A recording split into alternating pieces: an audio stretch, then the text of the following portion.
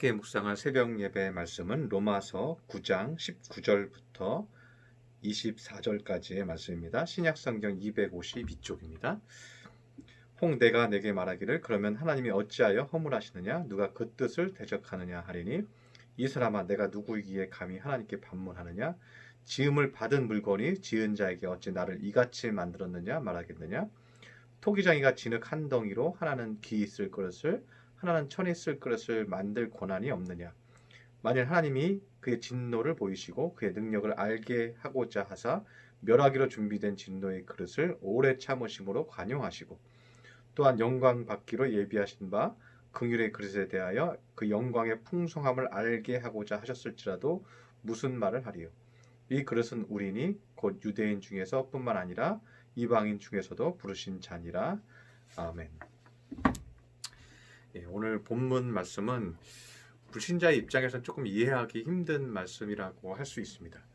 하나님께서 인간을 창조하실 때 어떤 그릇은 귀 쓸 그릇으로 창조하시고 어떤 그릇은 천이 쓸 그릇으로 창조하시고 어떤 사람은 왕족으로 태어나고 어떤 사람은 천한 천민으로 태어나고 그래서 처음부터 누구는 부자로 살고 처음부터 누구는 가난하고 힘들고 고난 가운데 살고 하나님은 불공평하시다 이렇게 생각할 수가 있는 거죠. 그래서 오늘 본문은요. 신앙적인 입장에서 해석하지 않으면 전혀 이해할 수가 없는 말씀이죠. 예를 들면 스데반 같은 경우는 어떻습니까? 스데반 같은 경우는 유대인들에게 말씀을 전하면서 유대인들에게 돌에 맞아 죽게 됩니다. 그러면은 우리가 세상적으로 볼 때는 뭐 개죽음이라고 할 수 있는 거죠. 그러면 하나님께서 천이 쓸 그릇을 만드셔서 스데반을 창조하셔서 스데반에게 돌에 맞아 죽게 한다. 하나님 얼마나 불공평하신 하나님인가. 이런 개죽음이 어딨나 이렇게 생각할 수도 있는 거죠. 하나님 앞에 쓰임받아도 이왕이면 영광스럽게 죽는 것이 낫지 않느냐. 에티오피아 내시 같은 경우는 어떻습니까?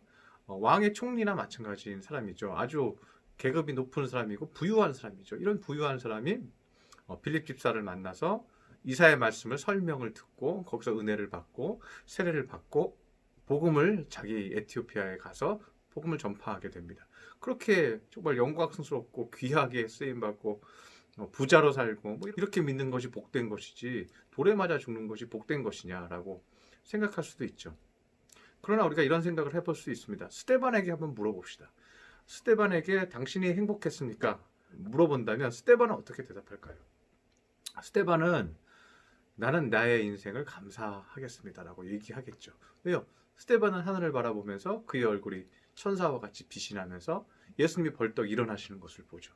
그리고 예수님의 영광을 보죠. 그리고 눈물을 흘리면서 주여 저들의 죄를 사해달라고 간절히 기도하고 그의 얼굴은 빛이 나고 천사의 얼굴처럼 돼버리죠. 그에게 물으면 어떻겠습니까? 그에게 당신이 하나님이 쓰실 그릇을 순교의 그릇으로 돌에 맞아 죽는 그릇으로 하나님이 당신을 썼다는 것에 대해서 당신은 어떻게 생각합니까? 그러면 스데반은 얘기하겠죠. 저는 감사합니다. 하나님께서 나를 그런 그릇으로 사용하셔서 감사합니다. 내가 돌에 맞아 죽어도 저는 감사합니다. 저는 다시 태어나도 그런 그릇으로 태어나고 싶습니다. 라고 고백하겠죠. 그래서 오늘 보면 23절에 보면 그런 말씀이 있습니다. 또한 영광 받기로 예비하신 바 영광 받기로 예비된 그릇이 있다는 거예요. 예비하신 바 긍휼의 그릇에 대하여 불쌍히 여기는 그릇에 대하여 그 영광의 풍성함을 하나님의 영광의 풍성함을 알게 하고자 하셨을지라도 무슨 말을 하리요? 그가 고난받았습니다. 고통받았습니다. 그리고 불쌍합니다. 긍휼을 받을 만큼 불쌍합니다. 그런데 그것 때문에 그 영광의 풍성함을 그 사람이 알게 하고자 하여서 그렇게 고난 중에 영광을 깨닫게 했을지라도 무슨 말 하리요? 하나님께서 그렇게 예비하셨고 그런 고통 중에서 은총의 계기를 주셔서 그게 영광의 은혜를 풍성하게 주었는데 무슨 말 하리요? 이렇게 말씀하고 있는 거죠. 그래서 내가 하나님 앞에 은혜롭게 되는 것이 좋은 그릇입니다. 내가 만족하는 그릇, 내가 내 인생에 대해서 하나님이 주신 은혜에 대해서 내가 그 삶을 진행해 나가고 이겨내고 그리고 다시 힘을 내고 다시 주의 은총으로 내가 사업적인 문제든 건강의 문제든 그리고 관계의 문제든 하나님께서 그 은혜로 회복하셔서 나를 다시 새롭게 하는 은혜 가운데 사는 사람이 된다면 내가 살고 있는 그릇이 만족스럽다는 거죠. 내가 살고 있는 그릇이 하나님 앞에 감사하고 하나님 앞에 영광을 돌릴 만한 것이죠. 그러니까 우리의 그릇은요 우리가 천에 쓰이든 우리가 귀하게 쓰이든요, 우리의 만족에, 우리 마음의 천국의 기쁨에 달려 있는 것이지, 그 그릇이 세상적인 가치관으로 판단할 수도 결정할 수도 없다는 것이죠. 그래서 내가 어떤 위치에 있든지 다른 사람과 비교하지 말고 나를 만들어 주신 하나님 앞에 감사하시기를 바랍니다. 내가 어떠한 처지에 살고 있든지 은혜의 사람이 되면요, 내가 제일 행복한 사람이에요. 내가 제일 복받은 사람이에요. 내가 아팠다가 회복되면서 주의 은총을 받았다면 내가 아팠기 때문에 내가 주의 은혜를 알았잖아요. 그래서 감사한 거예요. 그것이 뭐예요? 하나님이 가장 귀하게 여기는 그릇이에요. 왜요?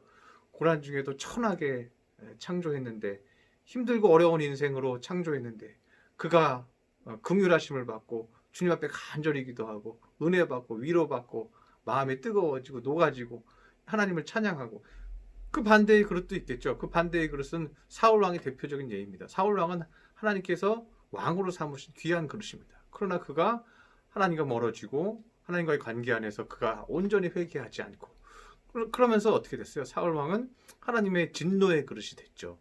하나님께서 오래오래 참으셨지만 그가 돌이켜 회개하지 않았어요. 그래서 22절에 보면, 만일 하나님이 그의 진노를 보이시고 그의 능력을 알게 하고자 하사 멸하기로 준비된 진노의 그릇을 오래 참으심으로 관용하시고, 이 그릇은 하나님께서 진노하는 그릇이죠. 부유하고 잘 먹고 잘 사는데도 불평과 불만이 있고 항상 분노하고 화내고 짜증 부리는 그릇이죠. 여러분이 스데반처럼 나는 후회하지 않습니다, 내가 가장 잘 살았습니다 라고 고백할 수 있는, 그 마음에 빛이 가득하고 그 얼굴이 천사와 같이 하나님의 영광이 가득해서 나는 내 삶에 만족합니다 라고 고백할 수 있는 믿음의 성도들이 되시기를 축원합니다. 기도하겠습니다. 할렐루야. 사랑의 하나님 아버지, 오늘 주님께서 귀 있을 그릇과 천에 있을 그릇을 주의 뜻대로 만드셨음을 배웠습니다.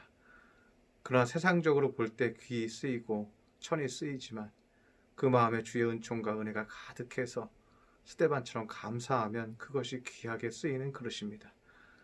우리 마음에 하나님의 주신 은총이 가득하고 충만하여서 항상 감사하고 기뻐하며 주여 나의 삶에 은총을 베푸시니 감사합니다.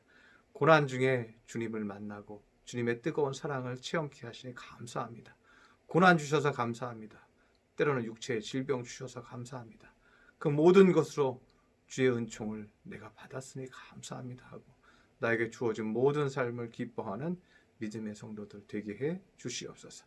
귀한 말씀 주시니 감사드리며 예수님의 이름으로 기도드렸습니다. 아멘.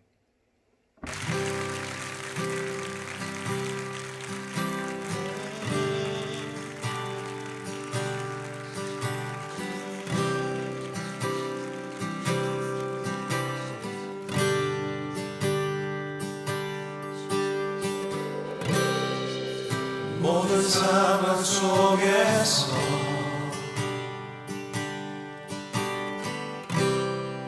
주를 찬양할지라